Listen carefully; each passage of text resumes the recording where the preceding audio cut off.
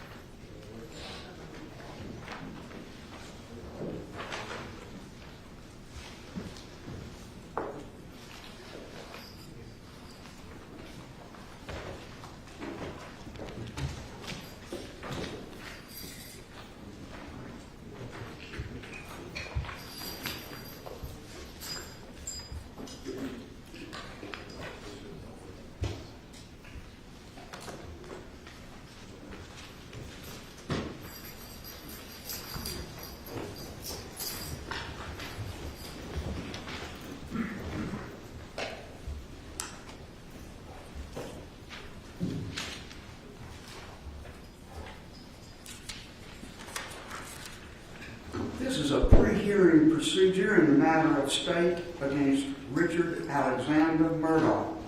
Its case numbers 2022 GS 1500592 through 00595. Defendant Murdaugh was indicted for the murder of his wife, Margaret Branstetter Murdaugh, and his son, Paul Bennett Murdaugh, and related weapons charges. His trial began on January the 23rd, 2023. The presiding judge was Clifton Newman. After 6 weeks of trial, on the evening of March the 2nd, 2023, the jury returned a verdict of guilty on all 4 indictments, on which the defendant was sentenced on March 2023 to 2 consecutive terms of life imprisonment.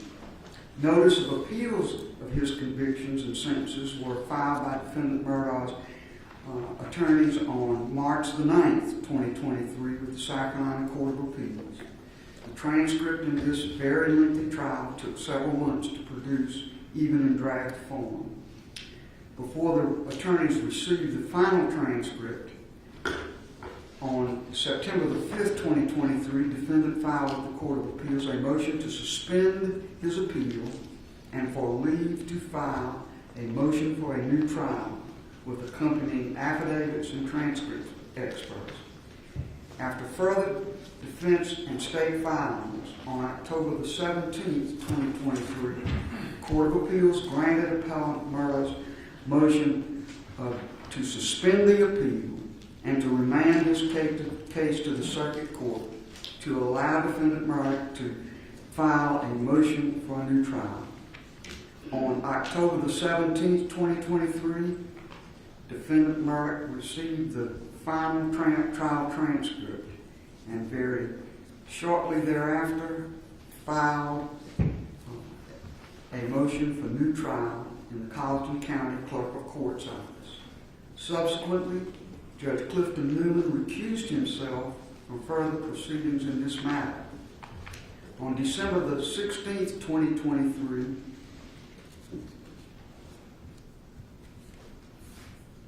on December the 18th, 2023, Chief Justice Donald W. Beatty signed an order appointing or directing that the Honorable Jean Hafer Toll, retired Chief Justice of South Carolina, be assigned exclusive jurisdiction for the limited purpose of presiding over defendant's motion for a new trial. I promptly contacted counsel in this case and set deadlines for briefing and arguments of the new trial motions. The new trial motions were set to be argued on January the 23rd, 30th, and 31st of 2024. And after several rounds of pretrial briefs having been submitted to me, I also set today's date for a procedural pre-hearing.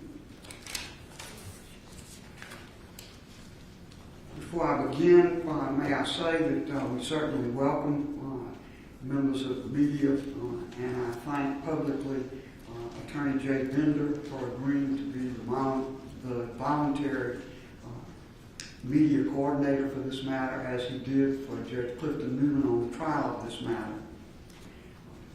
Cell phones are normally not permitted at all in our courtrooms, but the press has been allowed to bring in certain cell phones and laptops and electronic devices because of the non-jury nature of this portion of the proceedings. But if any device rings or sounds to receive a call or to receive an email or a message, that device will be confiscated and the owner will be asked to leave the courtroom. So please now, if you haven't already, check your electronic devices and be sure that they will not sound during the time these proceedings take place. Major topics to be covered today have been addressed by me and discussed with counsel in a short pretrial conference in my chambers. And counsel may have certain things that they will put upon the record as we proceed through these topics that deal with what should be covered. The first topic is an evidentiary hearing necessary at all? The state took the position that the answer to that was no. Obviously, the defendant not. I have set an evidentiary hearing because I felt like we had to have some brackets on the time we would spend on this matter. But I've made no conclusive decisions beyond that on matters affecting the arguments the state makes about the procedural posture of this matter. The next topic would be the burden of proof. Who has the burden of proof in this matter? And what must be shown to meet that burden of proof? And what must then be shown to contest what has been shown and proved? The third topic is procedural defects, most specifically a contention by the state that this motion is untimely because of what was known before a verdict was rendered, accepted, and the jury poll. And finally, we need to discuss witnesses, juror witnesses. The clerk of the Court of Colleton County has Hill, and other witnesses and exhibits.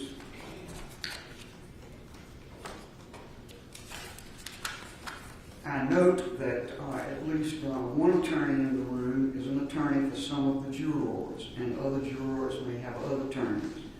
When I get to the portion of this discussion where we talk about specific witnesses, and if I am asked to hear from attorneys for the witnesses, I will at least consider that request. I don't know where we will be at that time in terms of what has been decided, but I will at least inquire about that. To that end, if you have not already, during the first break, be certain that all of you, the lawyers participating at counsel table, and any other lawyers that feel they may have some interest in the proceedings that would warrant comment by them, please give your cards or information about your contacts to our court reporter, Ms. Harris. With that, Mr. Harper, being you on the moving party, you may proceed. If it pleases the court, Your Honor, you've raised, I assume you want to go in the order in which you just... I would. Okay. You've raised a number of legal issues from whether we've waived, I forget the order in which you just took them, but Mr. Griffin is going to address those in seriatim based on what you said just a moment ago. As to the witnesses and the jurors, I will be handling that portion of the argument today. Very good. Mr. Griffin, we'll hear from you now. Yes, thank you, Your Honor. The first issue that you've asked us to address is an evidentiary hearing necessary? And the answer to that question is very straightforward, is yes, under established case law in the Supreme Court, the Fourth Circuit, and the South Carolina Supreme Court under Reamer. A Reamer hearing is absolutely necessary where there has been credible evidence presented that there's been an improper third-party contact with the jury prior to their deliberations that frankly, whether it goes to the merits or not, a Reamer hearing is absolutely necessary. And we believe that the Court of Appeals decision in this case contemplated a Reamer hearing. And in a Reamer hearing, evidence is presented as to what outside influences, if any, were brought to bear upon the jury. We have, in our motion for a new trial, submitted affidavits of one deliberating juror, one alternate, and then another affidavit of a witness to an interview of an alternate, and all three statements are consistent, and in that they heard Ms. Hill, the clerk of court, prior to deliberations, and frankly before the defense put on their case. Ms. Hill instructed, do not be fooled by the defense. That's what the sworn statements say. And secondly, before Mr. Murdaugh took the stand, Ms. Hill advised one deliberating juror and two alternates, at least, watch his demeanor, which is an implication of, he's going to lie. And so then the question becomes, factually, did those contacts happen? And then, we proceed from there as to what the burden of proof is after that. But the threshold, are we entitled to evidentiary hearing? The law is crystal clear that we are. Thank you, sir. Mr. Waters, to the state. Thank you, Your Honor. May it please the court. Your Honor, obviously you've addressed the issue of whether an evidentiary hearing is necessary. The state certainly understands that. It is incumbent upon us, though, based on the law, to preserve our arguments as to procedural bar, and those are twofold. And the first one, of course, is that a motion for a new trial must be filed within 10 days of the verdict unless there's after-discovered evidence. And I think an initial inquiry that needs to be determined is when the defense first learned of these particular allegations in conversations with the defense, and they said they're going to give me an answer, that they may have had conversations with Juror 785 prior to her being represented, which was only a couple days after trial. So if that is the case and they were aware of these allegations, then we would want to argue to Your Honor and preserve the issue that this is not after-discovered evidence and that there's a procedural bar in that regard. Secondly, we made the argument that the affidavits on their face, the only deliberating juror indicated, and that's 630, in that affidavit only said that she voted guilty. She had questions but voted guilty because she felt pressured by other jurors. And of course the law is crystal clear in multiple cases that sort of internal debate, it's actually in Rule 606B, that's not any sort of misconduct or anything that is an appropriate venue or mechanism in order to attack the verdict. So for that reason, we've argued that their showing in their motion for a new trial is insufficient based on the case law for an evidentiary hearing because there is on its face no sufficient allegation of prejudice. That being said, of course, we fully understand and expect the evidentiary hearing will go forward, and we'll be happy to address burden of proof after the defense makes their arguments. Very good. With respect to, Mr. Griffin, anything in reply? Your Honor, it does not appear that the state takes a position contrary that a Reamer hearing is required. They're arguing that we had sort of waived the right to that hearing. There's no evidence of the record of that. I can assure the court we did not know of this information within 10 days after the trial. And when we learned of it, we promptly acted. That's all I have to say. Well, in conversations with Mr. Harpootli and Mr. Griffin, they were going to actually look into that and look at their paralegal's notes. So I fully rely on and trust the defense to give me a fair answer to that question. And then again, if there's an issue to be raised, we would raise that. We're not conceding anything. We just wanted to preserve our procedural issues. I don't think we need to go back and forth many times about this. I think I understand your position. Here's my position on the matter. First of all, I am not conducting a Rimmer hearing. Rimmer is a 1954 decision of the United States Supreme Court that deals with the question of influence of the jury and a motion for a new trial on the basis of after discovered evidence of that influence. I rely on the South Carolina decision of our Supreme Court authored by Justice Kittredge, State versus Green. And the Green decision specifically says that Rimmer is not the guidance that South Carolina trial judges should look to in conducting hearings on after discovered evidence.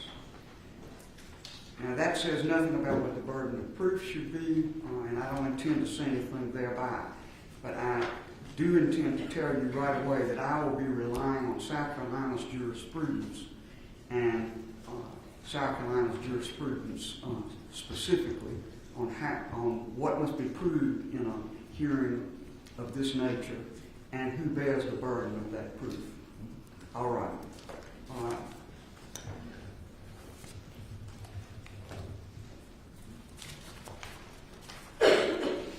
And that leads to the very next topic that we'll now take up, which is the burden of proof. Mr. Griffin? Yes, Your Honor. As we cited in our papers, we believe that the controlling case in this instance, based on the scope of conduct as alleged, and that is conduct of a court official, here the clerk of court, having communication with the jury about the substance or the merits of the case, that the standard to be applied is not Green, because Green, Justice Kittredge says that the contact by the bailiff was about a procedural issue, not about the merits of the case. Here we're dealing specifically with the merits of the case, and the Court of Appeals decision in State v. Cameron, we believe, is the controlling standard. And in State v. Cameron, and that was decided in 1993, and the court says, in citing Holmes v. United States, which is a Fourth Circuit opinion, says in this case there was a private communication of the court official to members of the jury, an occurrence which cannot be tolerated if the sanctity of the jury system is to be maintained. When there has been such a communication, a new trial must be granted unless it clearly appears that the subject matter of the communication was harmless and could not have affected the verdict. Now, we strongly believe that is the standard. Is the question of, was the subject matter of the communication harmless and that it could not have affected the verdict? And we are, that's our position on the standard. If Your Honor looks to a different standard, we believe that State v. Green, the measure of State v. Green, you can't look just at Justice Kittredge's opinion. You have to look, because he complimented the Court of Appeals decision. And the Court of Appeals decision absolutely applied the Reamer standard of the burden of production is on the defendant, but when the defendant produces evidence of a substantive communication to the jury by any third party, that's what Reamer is, by any third party, that then there's a presumption of bias.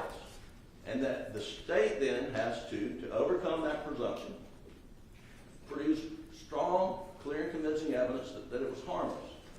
And that was the standard that the Court of Appeals applied to State v. Green.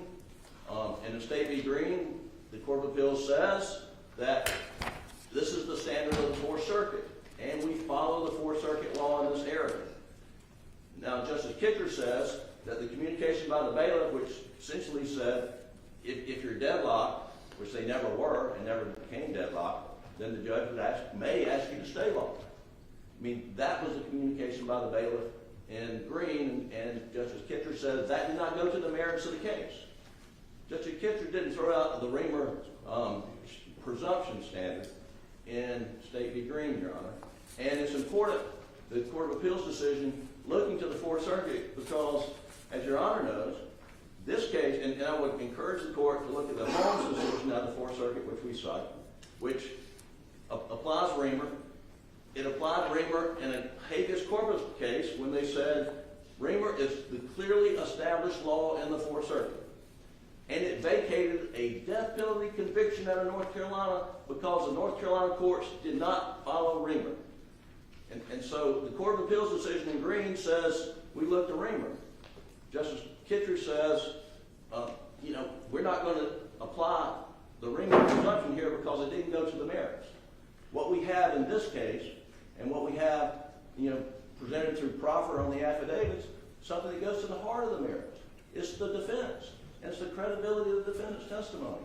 And so we do have the burden of production, but we do believe that the standard in Cameron is we just have to show that the subject matter of the communication, that it was material to the case, and that then the burden shifts to the defendant to prove that it was harmless. The burden shifts to the state to prove it was harmless. Thank you, sir. That's what we believe the standard is. Mr. Waters? Sorry, Carl. Your Honor, and I'm going to walk through some of the cases in South Carolina that address this issue. But as Your Honor is aware, of course, when we deal with these issues, we have two types. We have internal misconduct, and our courts have been reluctant. Rule 606 says this as well, to delve into that unless there are concerns of fundamental fairness, like racism and things like that. And then there's external allegations of external influence and that sort of thing. And that's what we're dealing with here today. And to quote State v. Grovenstein, which is a 1999 case of the State Supreme Court, it cites Aldred and Kelly and says, "We have consistently held the defendant must prove prejudice in these sorts of claims." And if we walk through all of the case law, our court has been very careful, and as much said so in Aldred, which was an internal case, to sync the analysis and the standards between those two, and have consistently held that the defendant has to show prejudice. It's their burden to do so. In Blake in 1992, the court held don't presume prejudice, and the test, of course, was whether or not the verdict was solely the product of honest deliberation or whether it was the product of outside influence. We go over to State v. Kelly. Of course, Your Honor concurred with Chief Justice Finney's dissent in that case, but in that case there was a pamphlet in the grand jury room. Clearly an external influence was alleged there. And ultimately in that case, the court held that the defendant failed to show prejudice from that particular external influence. In State v. Grovenstein, in this instance it was clearly external. There was an alternate who was present in the jury room and even took a preliminary vote with the jurors. So clearly an external influence, far more than's even alleged in this case. That juror was removed, curative instruction was given, but ultimately the court was very clear that we have consistently held the defendant must prove prejudice, again the burden being on the defendant. In Bryant, this was a capital case, one that I argued way back when, and in that instance there was a police investigation, background investigation into death-qualified jurors in a capital case. Clearly external. The trial court conducted an inquiry with questions submitted by the parties as well, and ultimately noted that it was the defendant's burden to prove actual bias on the part of the jury. In State v. Pittman, another case that I argued before, Your Honor, in that particular case there was a juror who had a conversation with his wife and with the bartender, and ultimately again the court held that the defendant failed to meet the burden of prejudice because the wife's comment was the defendant was not guilty, and the comment to the bartender took place after deliberations had begun. And then, of course, in Green in 2020, Your Honor just commented on that, and the court clearly held that the Rimmer presumption of prejudice doesn't apply here, and then, of course, went on to note that the defendant bears the burden of proving prejudice. And Cameron is a case that they rely on a lot, and I would say this about Cameron, that Cameron, of course, goes on to say that the mere fact of any official communication does not necessarily mean that the jury was prejudiced, and went on again to do a prejudice analysis and a harmless error analysis. Covington is the Court of Appeals case from 2000. In this particular case, there were jurors who supposedly knew the defendant and knew some external information about whether or not he had had previous difficulties with his wife and that sort of thing. Clearly external information. And again, the court held that the defendant failed to show prejudice. So the case law in South Carolina, both from our state Supreme Court as well as our state Court of Appeals, it's clear, it's in sync, it's uniform, that it's the defendant's burden to show prejudice. And that's, of course, only after there's a determination that any sort of extraneous influence occurred. And that would be the state's position, that it is the defendant's burden. And again, we can address at the appropriate time what the state's position is as to the order in which the evidentiary hearing should go. Thank you, sir. Mr. Griffin, can you reply? Yes, Your Honor. There is a tremendous difference in the law as to how the court analyzes juror misconduct, as in Kelly, where the juror reaches out to her pastor, gives a pamphlet, brings it into the jury room, and that was found during the course of the trial. The trial judge removed juror O, who had gotten the pamphlet, voir dired every juror to ask what effect that had and if they could put that out of their mind, and then deliberate. So that happened during the middle of the trial, but it was juror misconduct. All the other cases that he cited and the state relies upon are juror misconduct cases. Not unauthorized third-party communication that goes to the heart of the Sixth Amendment, right by a defendant to confront his accuser, to cross-examine witnesses who present evidence, when a third party makes an improper contact with the deliberating jury before they deliberate, that falls at the heart of the Sixth Amendment, which is a different animal altogether than where a juror engages in misconduct. And that's where you get to Cameron. That's where you get to Green, which Green says it was a procedural communication, not a marriage communication. And Your Honor, in Bryant, I would note, Your Honor, dissented in Kelly, but in Bryant, I mean, no jurors were interviewed, as best we could tell by the record. But in Bryant, it was a death penalty case. Law enforcement, I believe it was Horry County, were out questioning the jurors' relatives and friends and trying to get their belief as to whether they believe in the death penalty. Apparently, some of that kind of leaked back to one juror, or maybe, but there was no record saying the jurors were prejudiced by that. But the court said that behavior cannot stand, and we find prejudice based on the conduct, not on the juror's testimony. And they didn't use the word presumption, but they found prejudice. And I don't want to get caught up in this issue of do we have to establish prejudice? I think prejudice is established, but the question has to be established. But the question is it presumed under the circumstances? And if it's presumed under the circumstances, what does the state have to rebut it? And so, prejudice is a touchstone, but the question is evidentiary presumption. Here, where there's a third-party communication that goes to the merits of the case, the law is clear that there is a presumption of prejudice, and the state has the burden of proving it's harmless beyond a doubt. Thank you, sir. Thank you. All right. Mr. Waters? I'm not going to go back and forth a million times, but if you want to have a short comment and additional part. Very short, Your Honor. He said that these were not external influence cases, and every one of them that I listed was. Your Honor, Blake was a bailiff. Kelly was a pamphlet. Again, it was an external piece of information coming in. Bernstein, it was an alternate. Again, that's an external influence. Bryant was a police investigation. Pittman was a bartender and a wife's comment. Green was a bailiff. And Covington was, evidence that was not admitted at trial that the jurors were aware of. So clearly, all of those were external influence cases, Your Honor. All right.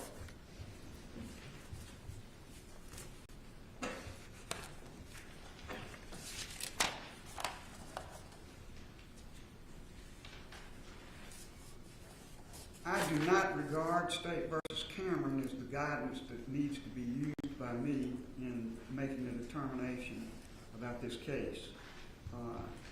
It's a Court of Appeals case.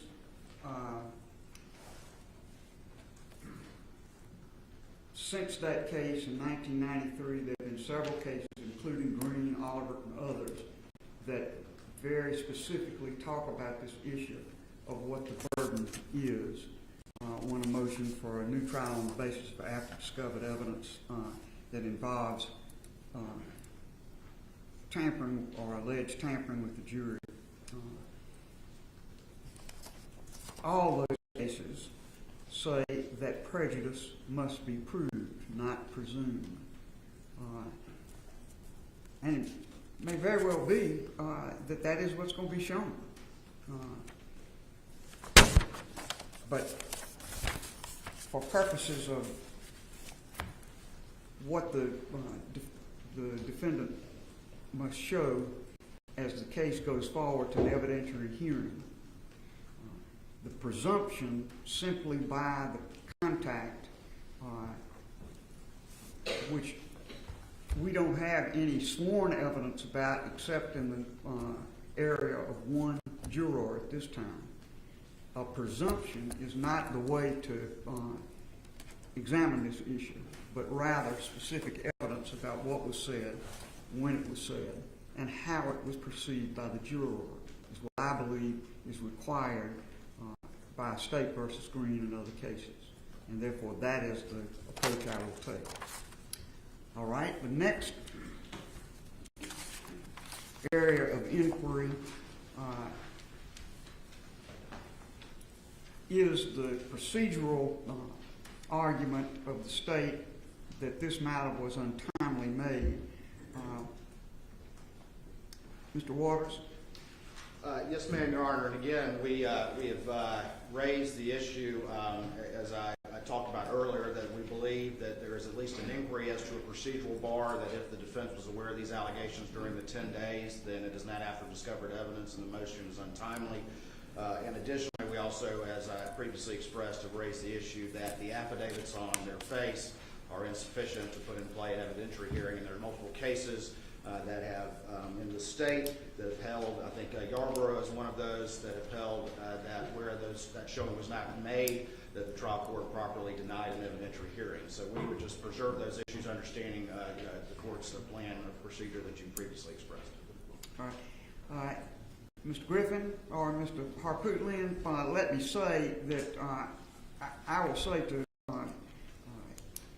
the defense, to the State, I believe that issue needs further exploration, so I am not prepared to rule that this matter is untimely in the least. We will have a hearing on this matter, at which time this issue will be further explored.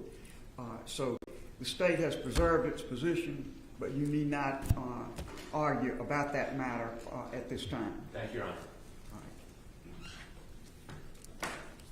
And now the matter that to me is the heart and soul of what we're doing today is the witnesses, the exhibits, and the procedure needed with respect to the witnesses. And the witnesses, at least, are the jurors and the clerk of court, Ms. Hill.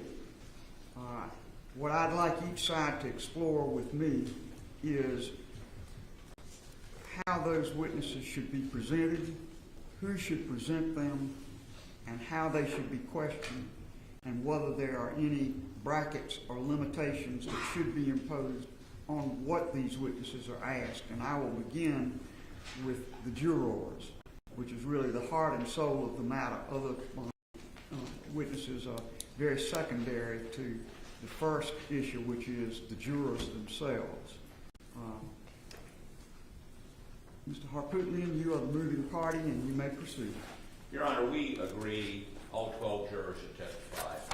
I think both sides agree, Your Honor, it's a question of jurors. The only question is, not only question, but the first question would be, as Your Honor questions these jurors, would you,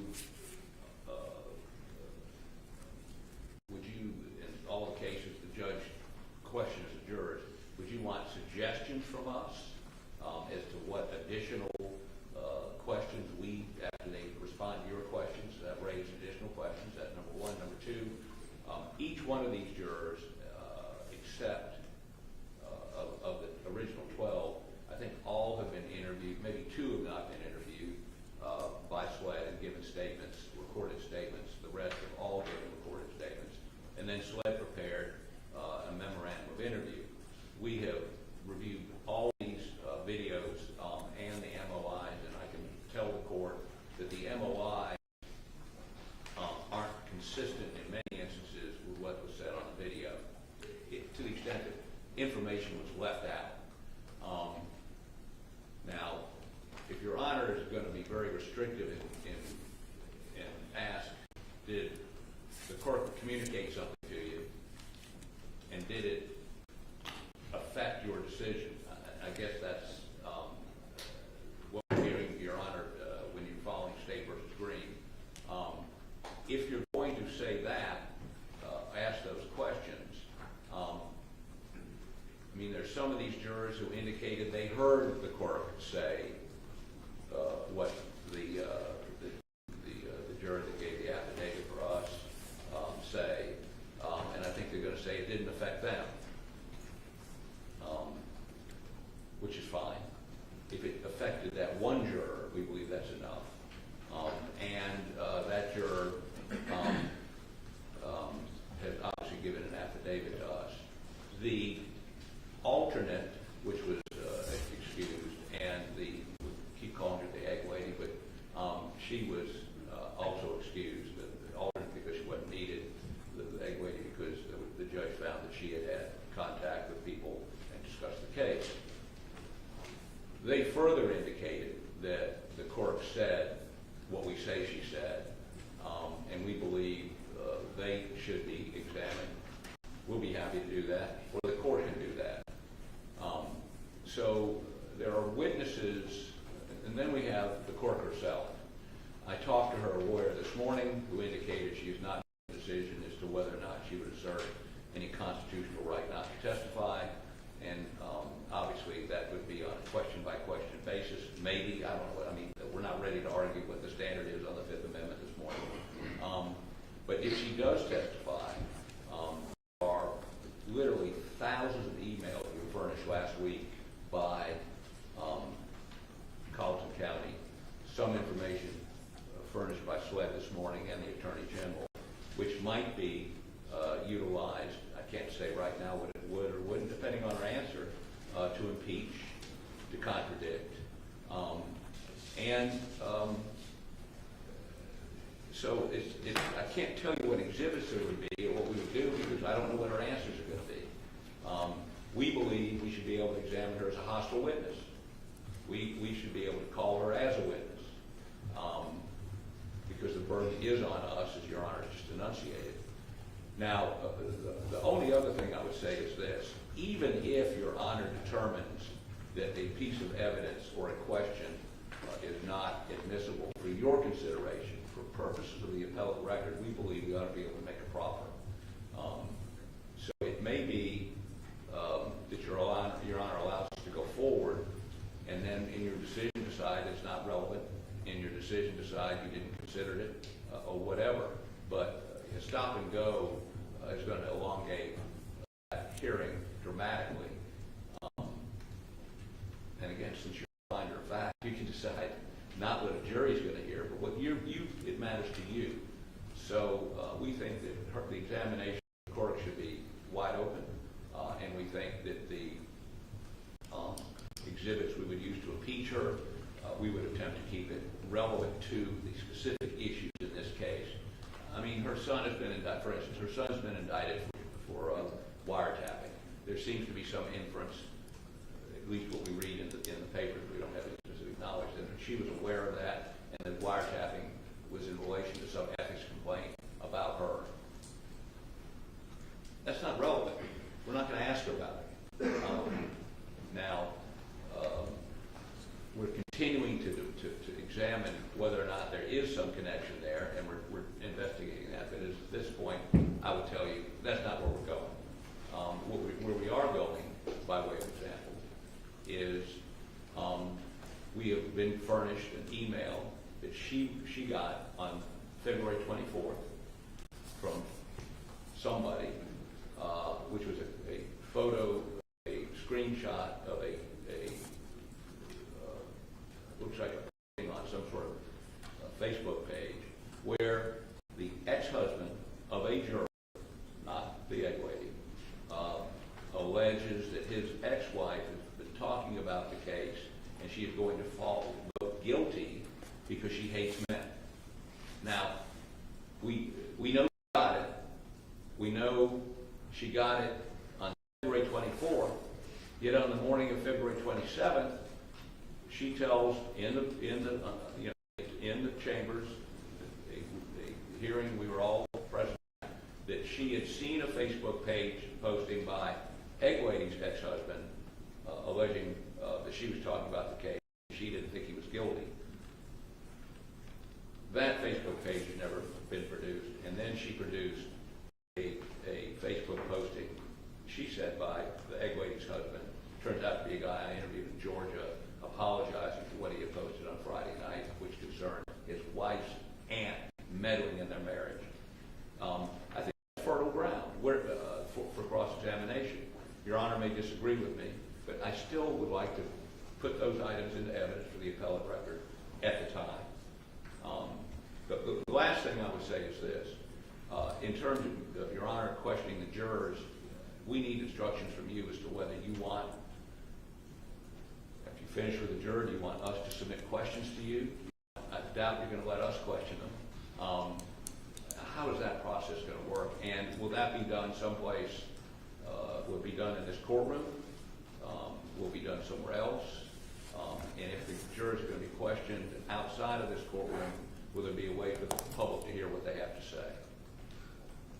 Thank you for your indulgence.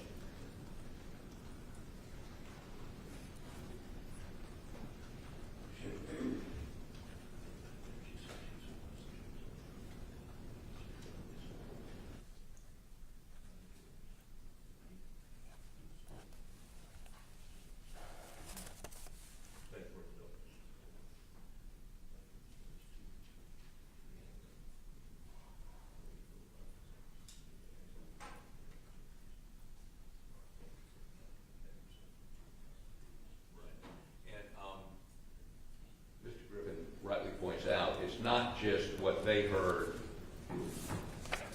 may have heard from the court, but did any of the other jurors, for instance, egg lady, we keep calling her, gave an affidavit indicating Becky said things like, "Don't be fooled, watch the body language," watch body language testifies to Mr. Murdaugh. Did she relay that to any other jurors? It's not just what, I mean, was it, did it, or did the sitting juror or the alternate in the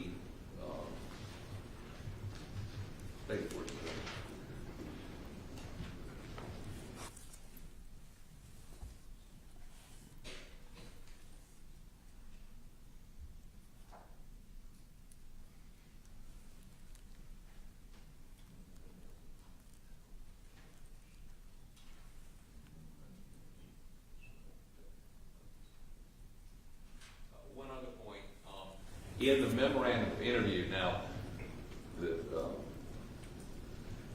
Cork's private lawyer, Mr. Lewis, objected to any videotaping or audio taping of the Cork when she was interviewed. But in the memorandum of interview, she, that is, the Cork, indicated she had conversations with the forelady outside the presence of the rest of the jury about what was going on in the jury room. Obviously, I would cross-examine her on that, but it may be necessary, if she testifies to things that are inconsistent in that MOI, for us to call the sweat agent that did the interview to corroborate the MOI. The MOI may be introducible in and of itself as an exception to the hearsay rule, but I believe it may be necessary for us to call the sweat agent. We're not going to, and Your Honor, we're not, you've indicated that you're not going to want any sort of summaries of those interviews by the jurors when we talk back in chambers, or necessarily the MOIs. You want your own fact-finding with the jurors. To the extent that they contradict those, we may put all of that into the record for appellate purposes. And if you want to see those before you have this hearing, we obviously put those. We could put those in the record today, or have those available to you, both the MOIs and the videos. We're obviously we're going to do whatever you tell us to do, but we're looking for some guys just to, if there's anything we can get you prior to that evidentiary hearing concerning those memorandums of interview by the SWED agents and the videotapes, whatever you instruct us to do. Thank you for your intelligence. Good.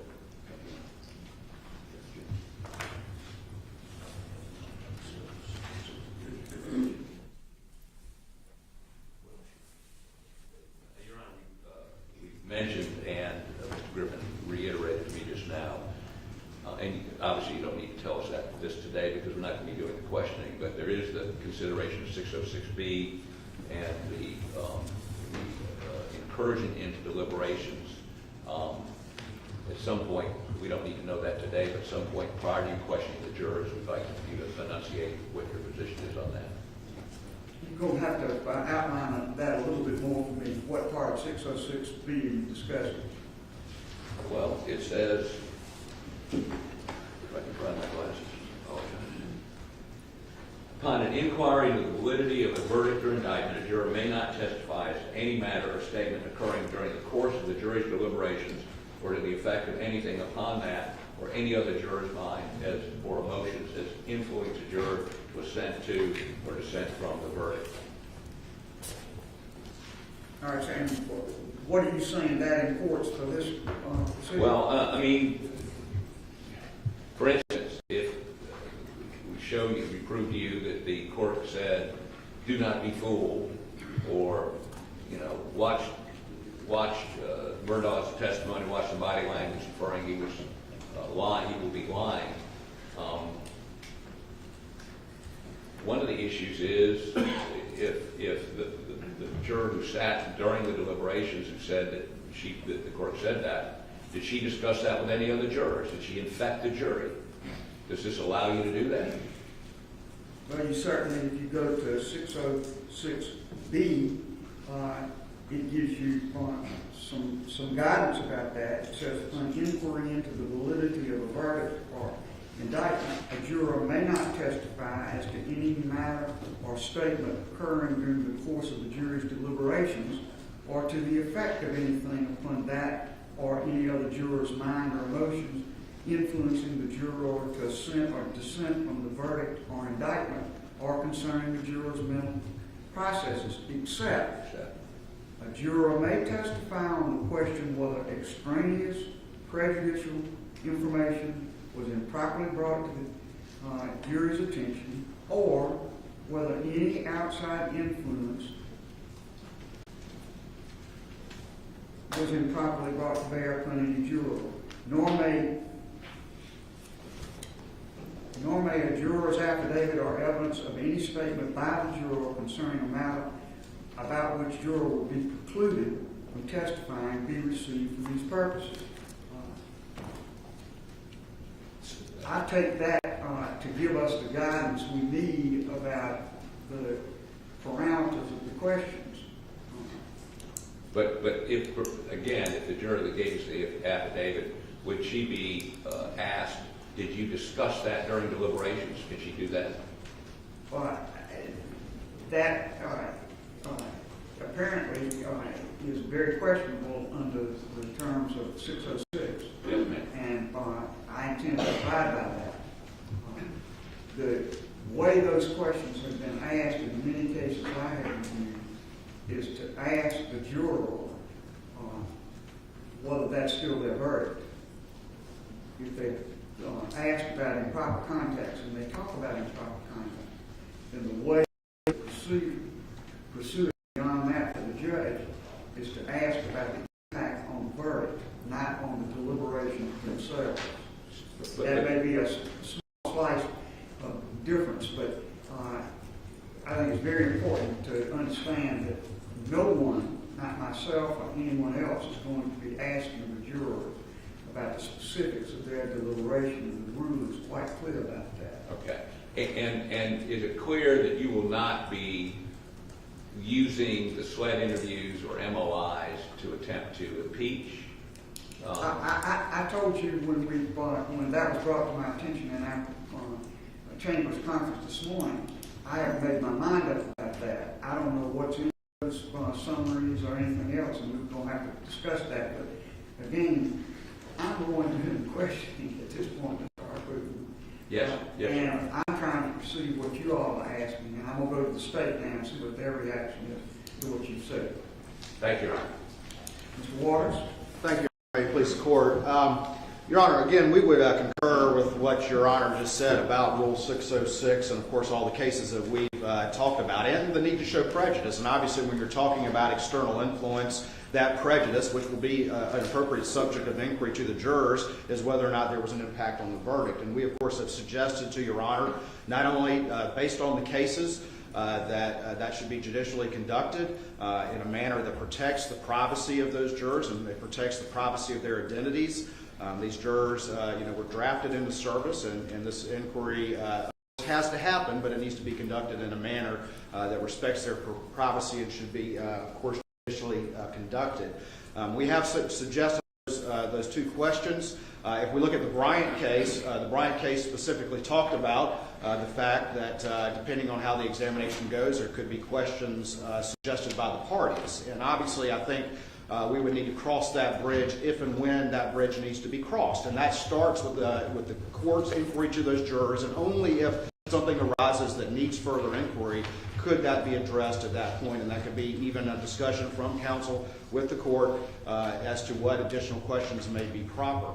When the state first became aware of these allegations, the first thing that we did was have SLED do an independent investigation, and the goal was, good, bad, or ugly, to get to the bottom of anything happened. And the result of that is why we're still here today. And that is that in speaking with the jurors that spoke to us, that the balance of the evidence, as well as in talking to the clerk staff, was that there was no impact on any verdict. There was nothing unprofessional or untoward that happened that had any effect on the verdict.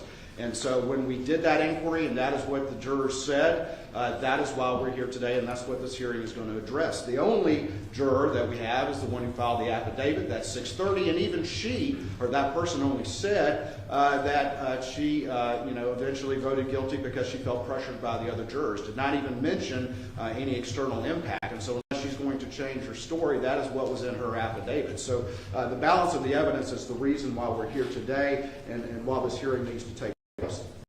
Your Honor, as far as inquiry to those jurors, again, there could be a need that the parties would suggest questions, and it could be, depending on how things go, that the affidavits or maybe even the recordings, all of which have been provided to the defense, the full recordings of those interviews of any potential witness in this case have been provided to the defense.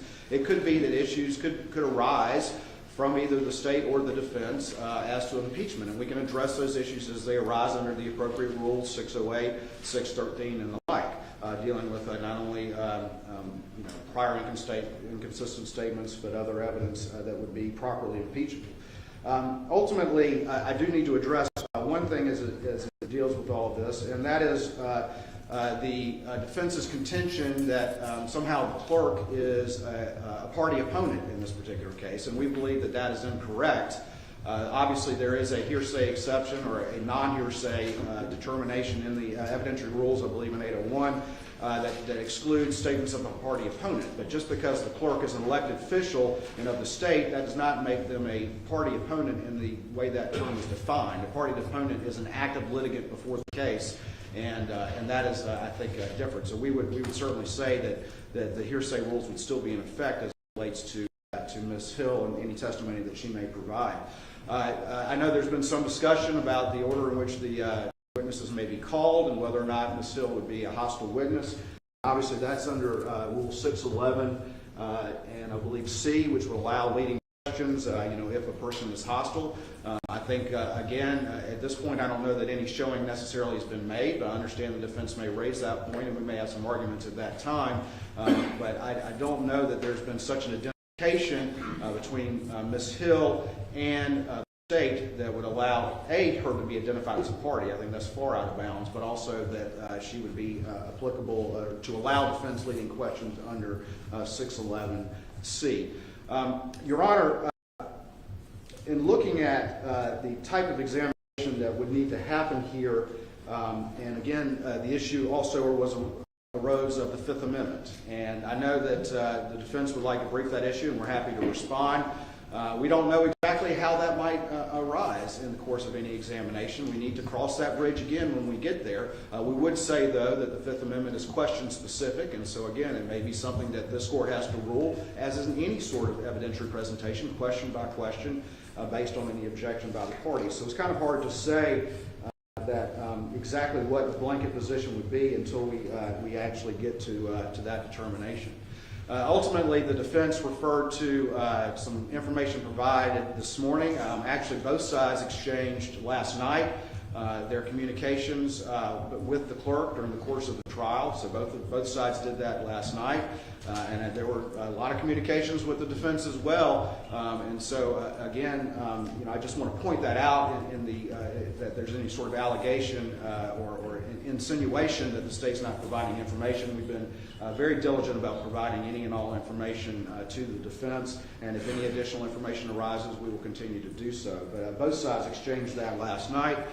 And of course, there's been some reference in their filings as to emails that were forwarded from the clerk to me and to my paralegal, and they've actually even listed me on the witness list. And Your Honor, as we have had a chance to peruse the defense communications with the clerk, there was just as much communication and offers of help. It was just a uniform across the board courteousness that's reflected from those. So we think that's a non-issue, and we think that should not be something that arises during the course of this evidentiary hearing, at least as it would require communication from or testimony from attorneys. Your Honor, ultimately, as we look at the inquiry that will need to be conducted, as the state has made clear, it starts with the jurors. And only if something arises in that inquiry, further inquiry to those jurors may be necessary. And that could be in discussion with the parties, as I've stated before. And then I know Your Honor has indicated the clerk should testify, and we certainly understand that. The clerk filed an affidavit denying any of these allegations. And so, again, as we address the clerk's testimony, the state would have objection to some of the information I believe the defense would propose to examine her on. We believe that an inquiry should be limited to what is appropriate and relevant impeachment, but not should be just a far-ranging fishing expedition or full inquiry into a lot of subjects that have come up since the trial that we believe are not relevant to any inquiry that is before the court here now.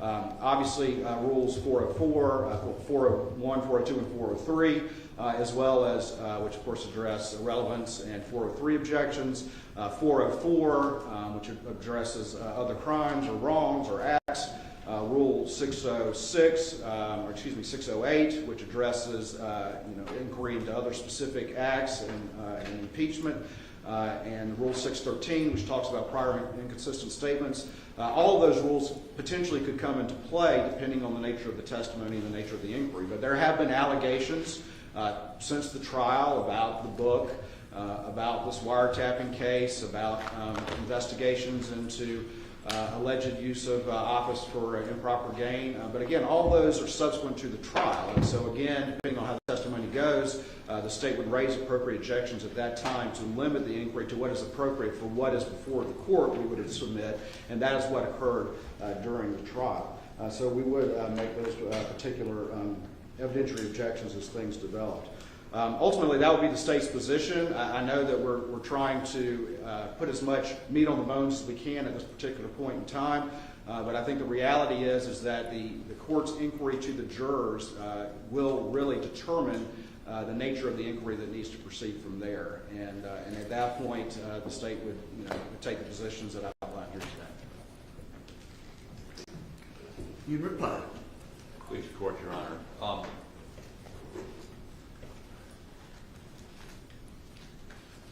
404, I find it somewhat ironic.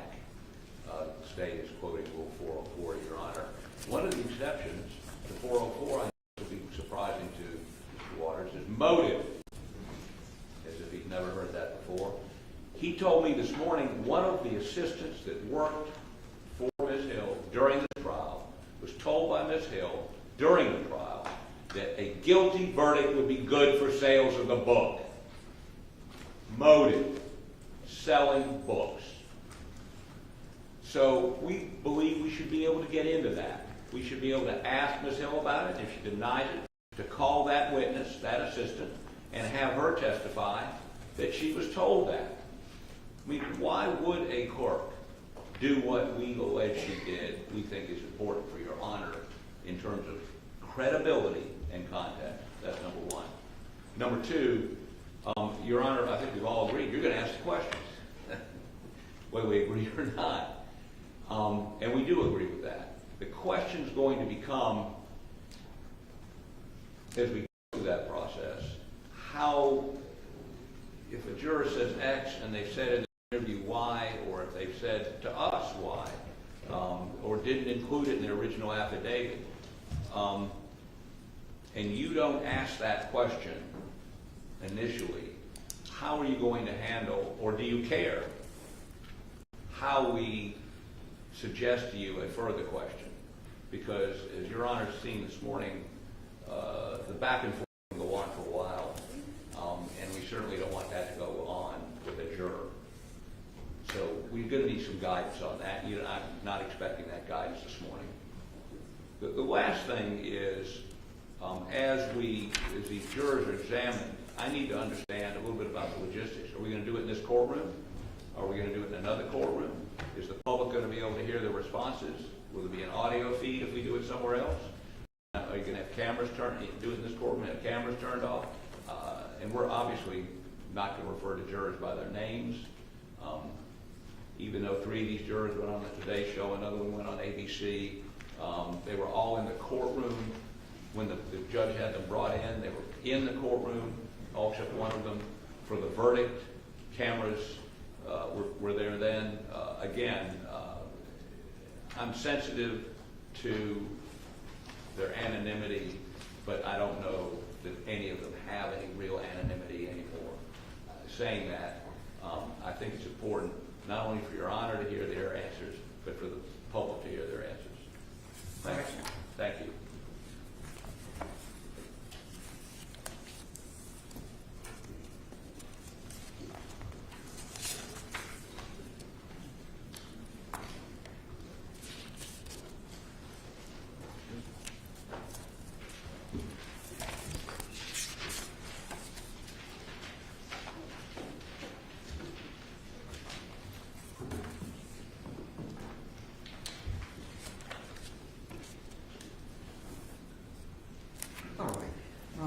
With respect to the jurors first as witnesses, I will be doing the questioning of the jurors, and I will notify the parties pretty promptly what I intend to ask the jurors.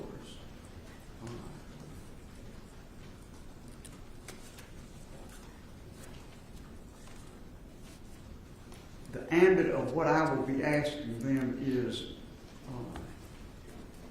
informed by the question of whether improper contact was made with them and whether it affected their verdict. I understand that you, on the defense side, have views about what further should be asked the jurors on 2 levels.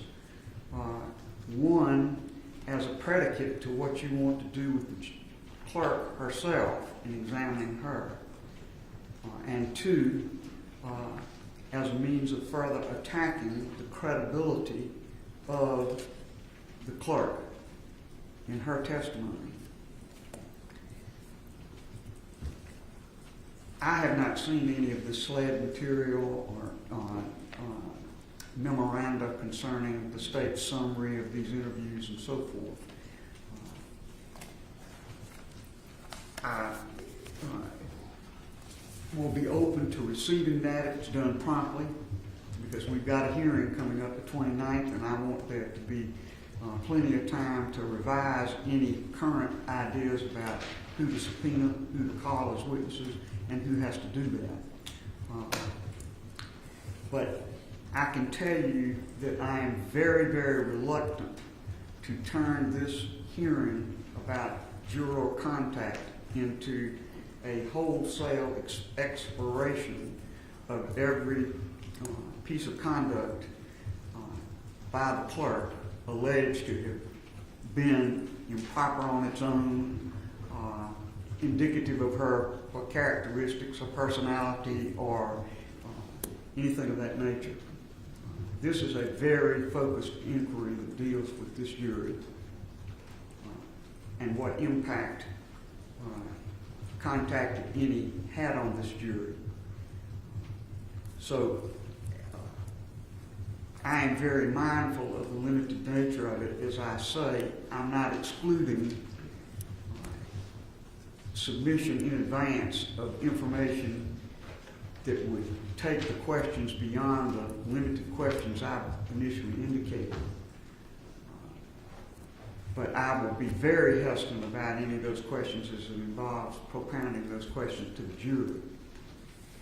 As it involves questions to Ms. Hill similarly, this is not a time to explore every mistake or incorrect statement or false statement that ever has been made by this witness.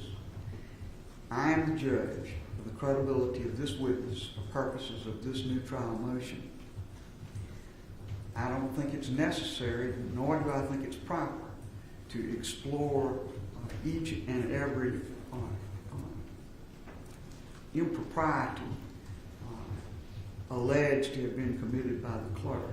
At the same time, what specifically should be asked is something that I will look at as I look at the submissions that are made before the hearing takes place about what is requested to be allowed as topics for questioning of the clerk and what exhibits should be used. I can't imagine allowing thousands of emails to be made exhibits in this process.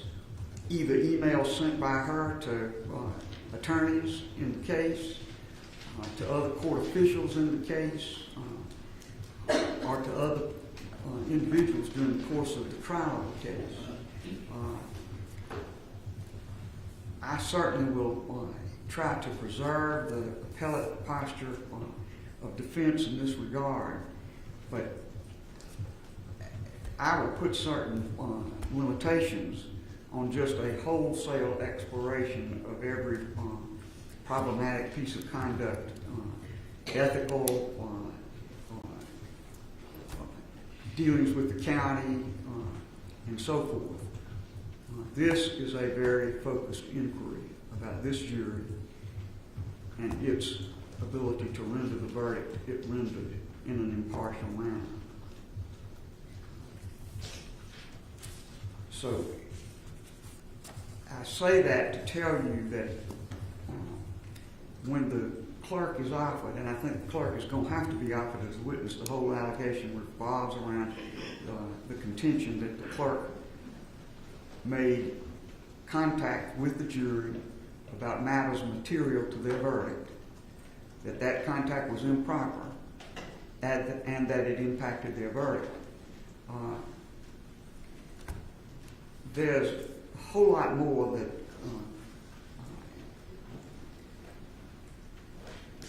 Mr. Harpootlian has indicated he'd like to explore that I regard as totally extraneous to the inquiry that we maintain. I'm not going to allow those questions to be asked by way of proffer and then have the clerk answer those questions and have that be the proffer, although I consider them irrelevant questions. We're not going to handle the case in that way.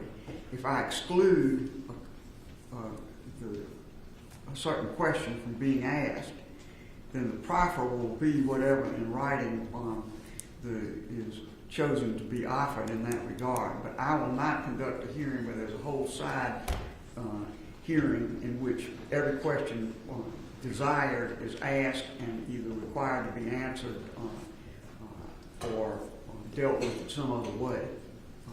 I don't think that is an appropriate use of this very targeted hearing that I'm directed to have. I also think it makes a great deal of difference whether the questions that are being asked relate to the clerk's conduct at the time this case was tried, as opposed to other conduct at a later time or in connections with other things than the trial of this case. So I will be looking very carefully before we conduct this hearing and trying to give the parties as much advice as I can about what I would find to be acceptable topics to pursue. I think you're entitled to that, but I also think the record of the case is not to be used as a platform to explore each and every fault of each and every witness, whether it be the juror or the clerk. And I'm not going to have the hearing conducted in that manner. I think there are other ways of preserving topics that I rule should not be pursued than having those questions asked and answered, even though I ruled that they're not properly in the hearing. So I hope that explains kind of where I am on the subject of how questions are asked.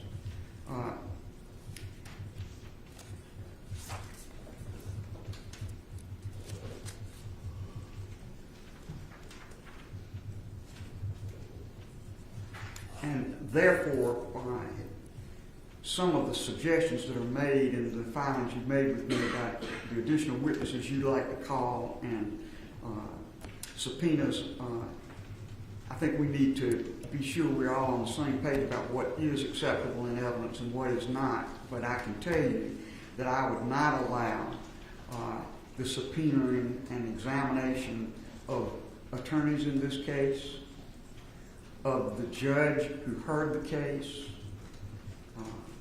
or any of those type of witnesses. This case is very focused on the jurors and the clerk of court, as I see it. Now, it's about 11:15, or close to it. I'm going to do this. I'm going to take a break for a minute. Let's take until 11:25 as a break. And in that time, I would hope that you formulate the other things you think we need to look at by way of the specifics of how this matter is to be conducted. I will then do two things when I come back and ask you for further ideas, both sides, as to who should be called, get very specific about who can be called and who cannot, who should offer these witnesses. And I would also at that time ask those who represent potential witnesses in this matter to come forward and have a conversation with me about your position on behalf of your clients.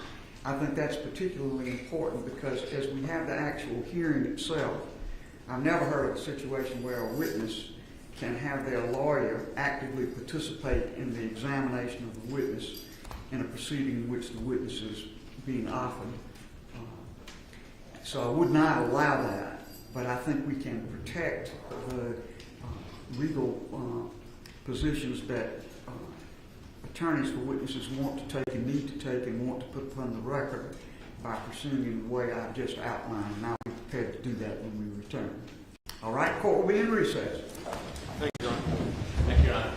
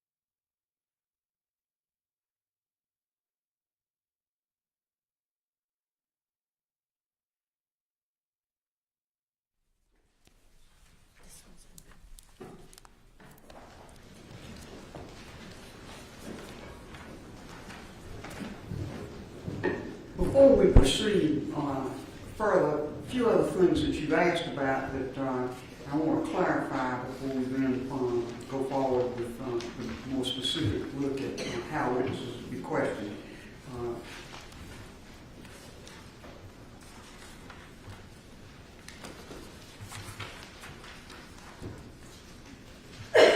First of all, how the jurors will be questioned. Everything will be done in open court. The jurors will be referred to by number. The court TV cameras, which are the ones used to film these proceedings, will not be allowed to focus on the image of the jurors as witnesses. And if there's some need to further obscure the way they are presented, we can talk about that. But they'll be examined right here in the courtroom as other witnesses would be. And I've kind of looked at a little bit of exchange we'll have with attorneys for the jurors to see what we can work out about exactly how the jurors are presented. But everything will be on the record here in open court with measures taken to ensure the privacy of the jurors. No photographs would be permitted of the jurors or anything of that nature. And I believe if I announce that in advance, the press that are present, the press that have covered this proceeding throughout, have been respectful of the judge's requests, and I'm very confident they will be in this matter as well.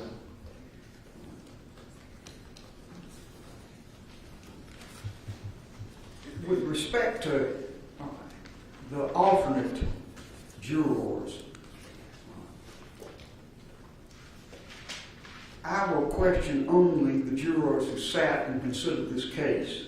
So the alternate who was dismissed by the trial judge.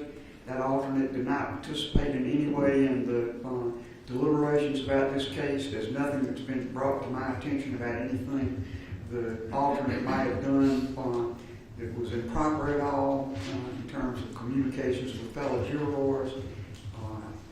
Nothing's been alleged in that regard. So our focus will be on the jurors that heard this case and not on either that alternate or any other alternate juror that has been proposed for questioning. I will not permit that. With witnesses or testimony, I do not allow. Let me explain about proffer. Proffer will be a written proffer by the party dissatisfied with the limitations of my ruling. But there will not be some examination as to proffer. The proffer will be a written proffer by the attorneys in accordance with their positions about witnesses and testimony. With regard to the subpoenaing of witnesses,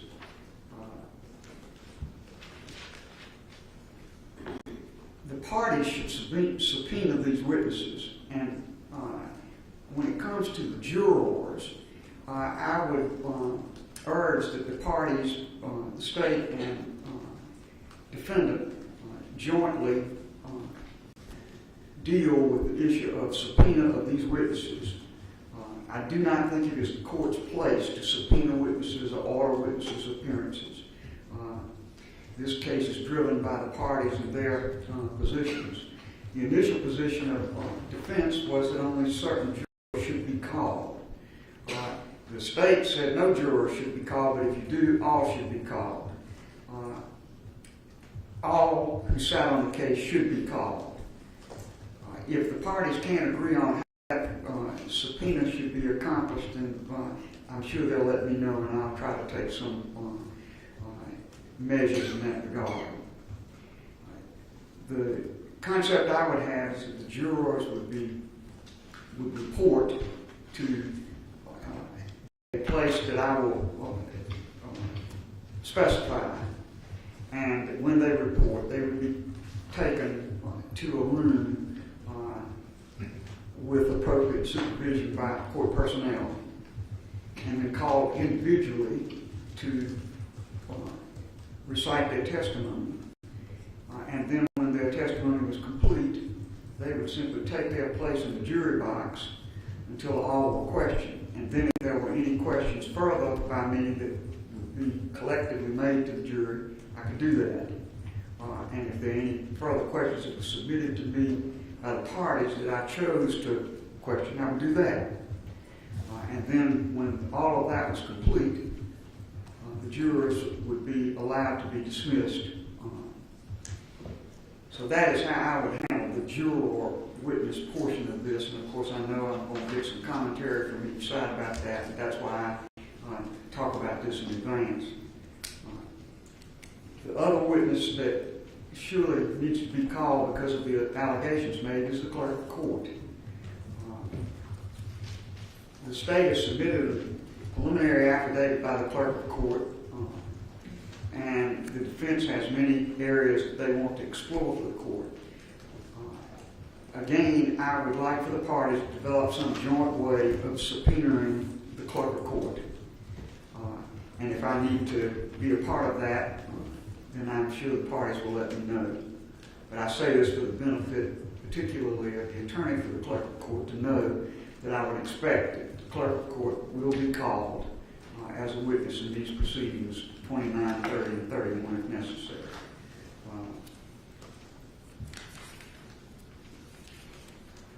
We'll be using the same courtroom for these proceedings, this courtroom. And 3B will be used as an overflow for the press. Excuse me, 3A is the one over here, and that's the one I'll be using to conduct the hearing. This courtroom we're sitting in now will be an overflow courtroom for press with I'm sure, a court TV monitor that's available for them to monitor the proceedings if there's not enough room. Based on the attendance today, it might be plenty of room, but we'll see. We'll have this as, I will try to figure out a way to be sure that the broadcast in here of the proceedings will not interfere with the conduct of the hearing past this partition next door. I will trust Mr. Vendor to work with the press to arrange the courtroom and the overflow room in accordance with the rules I will set forth here and anything else that may come up that needs my attention.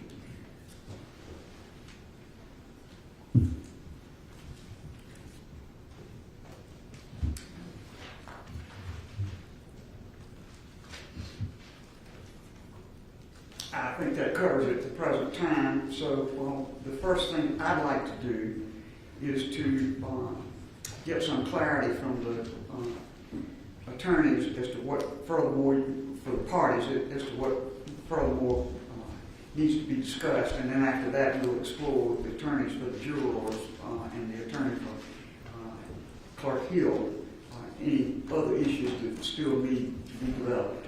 Mr. Hopwood. Please support, Your Honor.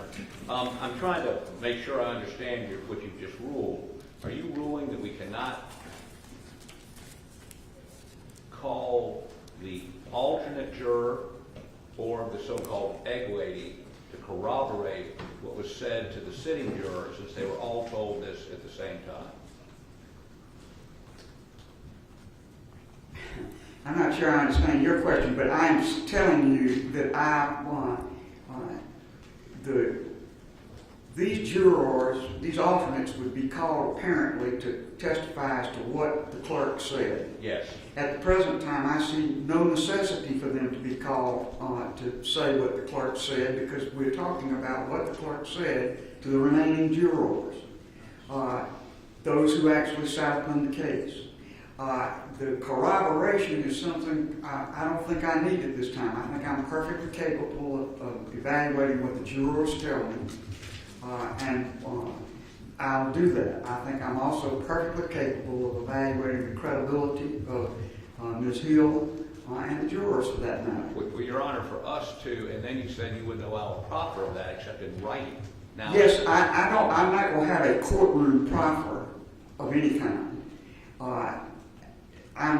If you want to proffer what would be offered by means of affidavits, copies of emails, anything else you want to, that's fine. But I am not going to have a courtroom proffer, no. I think the only reason for the proffer would be to preserve your right to appeal.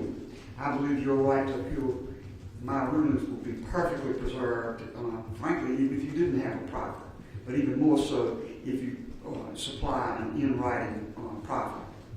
Well, I'm trying to determine whether an affidavit is sufficient for an appellate court, federal or state, when the state won't have an opportunity to examine that witness.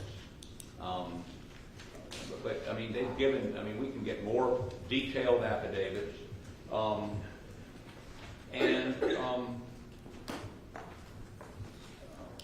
You know, these people are witnesses to what the clerk said to the juror who deliberated. I don't understand how that can't be relevant to Your Honor's decision. I understand there's two steps. One, did she make the statement? And two, was it prejudicial? These witnesses corroborate she made the statement. Well, of course, that's what you say. So far, I haven't seen any of that. If that's what you say and you offer it to me in some form that I can evaluate it, I may revisit that decision. At the present time, but at the present time, I see nothing that prompts me to think I need to have people who did not sit on the case talk about what they think the clerk said to other people when I've got to direct people to who it said that I will question. Well, Your Honor, we did submit an affidavit, but I have no problem with going back. You submitted one alternate affidavit, right, and one affidavit of a dismissed alternate. I'm aware of that. Right. So. And that doesn't prompt me to change what I've just said to you. All right, we can get you more specific. I understand what the questions are you have, and I would only put those folks up to deal with those very limited issues that you described. Put them up in 10 minutes. Well, again, I'm not going to rule in a vacuum. I'll see what you say, and I'll rule upon it. We'll get affidavits and file them with the court. Very good. Thank you. Your Honor, just one issue as to logistics. Obviously, these jurors are down in Colleton County, and we're up here in Richland County. I've spoken with SLED, and in as much as we need, there may be jurors who need transport. SLED has certainly agreed to have 12 cars if we need to make sure that they're individual. They can then come in through the garage, and obviously they'll be brought up to a jury room. I think Your Honor indicated they can be in a jury room with a bailiff in there to make sure that no one's talking about their testimony and that sort of thing, but also so that they don't have to come in through the public entrance and that sort of thing. So that would be... I think that would be a good solution, and of course, to satisfy the concerns that the defense may have, you could either have a member of the defense team or one of their employees ride with them, or if you could agree upon a sworn statement by the agent or person that does drive them that they, A, will not say anything, and B, did not say anything, then that may cure the problem too. I think you all can work that out. But I do think having proper transport would, first of all, be a comfort to the witnesses themselves, the jurors themselves. But if they can arrange something otherwise, of course, they'd be free to do that. But to the extent it's a burden on them, yes, I think that's a good idea. And in all events, I would want arrangements to be made to have the jurors come to the parking garage in this building and be escorted up in a private way into their assembly room. And yeah, absolutely, Your Honor, and we will, and I'm sure SLED, I've already spoken with them about that, have uninvolved agents who will be under strict instructions not to discuss the case, and happy to have them sign affidavits or whatever to that Very effect. good. All right, anything further before I go to the lawyers for the jurors? All right. Your Honor, only one other point, and that is you asked us to give you exhibits that we would use. Yes, sir. Having not asked or had the opportunity to ask Ms. Hill a single question, I can't tell you, in terms of, there's not thousands of emails we've used, probably 5. I'm just going on some of the descriptions that were in the filings y'all have made to me. Well, we've received thousands of emails from Colleton County based on a subpoena we issued. We've received hundreds of pages from the AG's office and from SWED. It'll make it a lot simpler if it's a small number and a discrete number by submitting them to me. Again, I told you I would evaluate that when I get them. Of course, I don't think you can evaluate them until she testifies. You don't I think you're going to have to trust that I am going to do some evaluating before she testifies. Okay, and Your Honor, you know, she's given an affidavit denying making any of these statements. She has. So these alternate jurors that have been dismissed, would you allow us to call them to impeach her if that's what she testifies to? At the present time, the answer to that is no, as I have indicated. But again, I'm not going to rule in a vacuum. I would hope that what you all will do is send me a pretty specific idea of what you want and how you want me to permit it. So I'm not going to rule on something I haven't seen yet, which is your proposal as to exactly how these witnesses and alternates to be used. All right, we'll get more extensive affidavits from those two alternates. Oh, okay. That's fine, or descriptors of some sort from you as to what you intend to do. I'm not going to dictate how you do it, but I'm going to have a lot more than just kind of the generalities that have been discussed in these briefs in order to permit something. Well, I think we're going to need an affidavit for appellate purposes, nothing else. I mean, my description to you is not evidence. Oh, I agree. But, you know, again, I will tell you how I'm going to accept the proffer. What you put in the proffer, in the written proffer, is up to you. I don't want to dictate that or manage it. Well, I just want to say that we're going to hopefully be able to get affidavits from these folks. Yes. Much more descriptive than the original affidavits. Oh. Thank you. All right. Your Honor, may I consult with counsel very briefly? Certainly.